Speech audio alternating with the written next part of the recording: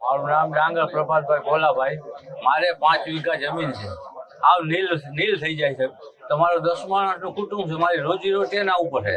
તો મેં આના મોટી કલેક્ટર સાહેબ હતા એને રજૂઆત કરી હતી કે તમારે રોડ બનાવવો નહીં તો સારું, અને બનાવવો હોય તો અહીંયા ખાડો ખોદીને અમે 10 માણસનું કુટુંબ એમાં બેસી જઈશું. કારણ કે એની રોજીરોટી મારી એનામાં થાય છે, બીજું કોઈ મારે આધાર નથી. એ સિવાય કોઈ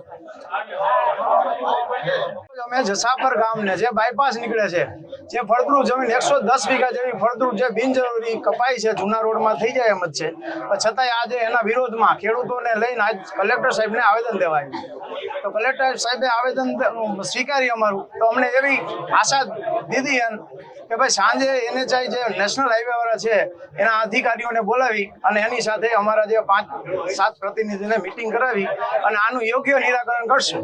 તો કલેક્ટર સાહેબ પાસે એવી અમને આશા છે કે ભાઈ ખેડૂતોનું હિત જોઈ અને યોગ્ય નિર્ણય કરે એવી આશા.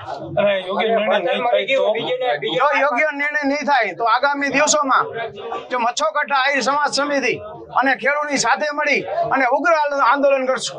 શું નામ તમારું? મારું નામ છે રાખાભાઈ ગોવિંદભાઈ રાઠોડ. પર મોટી બરાડ તથા આજુબાજુના તમામ ગામના આગેવાનો ખેડૂતોએ કલેક્ટર સાહેબને જામનગર માળિયા નેશનલ હાઈવે જે નવો બનવાનો છે 4 લેન, એના માટે જે જમીનો કપાત જાય છે એ જમીનો કપાત, કિંમતી જમીનો કપાત ન જાય અને હાલના જે એક્ઝિસ્ટિંગ રોડ છે એ રોડ ઉપર જ જ્યાં ગામ આવતા હોય ત્યાં ઓવરબ્રિજ બનાવી અને નેશનલ હાઈવે કરવામાં આવે એ માટે રજૂઆતો કરેલ છે.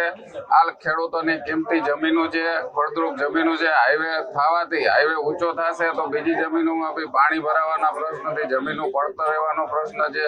3 થી 4 ખેડૂત એવા છે કે જેની નાના ટુકડા છે, એ જ ખેડૂતો ખાલી બિન ખેડૂત બની જાય એવી પણ પરિસ્થિતિ છે. એટલે કલેક્ટર સાહેબને આવેદન પત્ર આપેલ છે. કલેક્ટર સાહેબે એવું કીધું છે કે હું નેશનલ હાઈવે ઓથોરિટી સાથે આ અંગે પરામર્શ કરી લઈશ અને પોઝિટિવ જે કાંઈ નિર્ણય થશે ખેડૂતોના હિતમાં એવો અમે નિર્ણય કરશું.